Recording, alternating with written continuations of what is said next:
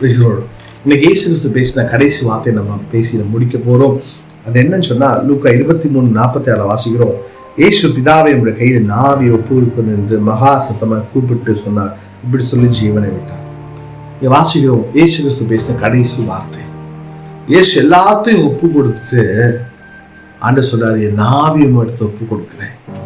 இன்னைக்கு இதன் மூலமா கர்த்தர் என்ன எதிர்பார்க்க அப்படின்னு சொன்னா, உங்களுடைய வாழ்க்கையும் என்னுடைய வாழ்க்கையும் பிதாவின் சித்தத்துக்குள்ள நம்ம இருக்கணும். அது பிதாவின் சித்தத்தின்படி வழி நடத்தும் கர்த்தர் விரும்புகிறார். சரி, பிதாவின் சித்தம் என்றால் என்ன? யோவான் 6:40 வாசிக்கிறோம். 3 காரியங்களை பார்க்கிறோம். நம்பர் 1, குமாரனில் விசுவாசிப்பது. அப்படின்னா இயேசு கிறிஸ்துவை முழுவதுமாய் விசுவாசிப்பது. இன்னைக்கு நிறைய பேர் இருக்கிறாங்க, நினைச்சா என்ன செய்வான்னு சொன்னா ஆண்டவர் தேடி ஜெபம் பண்ணுவாங்க. அப்படி இல்லைன்னு சொன்னா மற்ற காரியத்தில் தேவனுக்கு பிரியமில்லா காரியத்தில் ஈடுபடுவாங்க.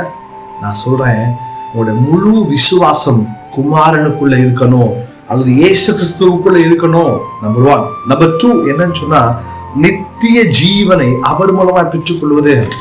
பைபிள்ல வாசிக்கிறோம், இயேசு கிறிஸ்து மூலமா தான் நமக்கு நித்திய ஜீவன். அதனுடைய அர்த்தம் என்னன்னு சொன்னா, இயேசு கிறிஸ்து மூலமா மாத்திரம் நித்திய ஜீவனை பெற்றுக்கொள்ள முடியும்.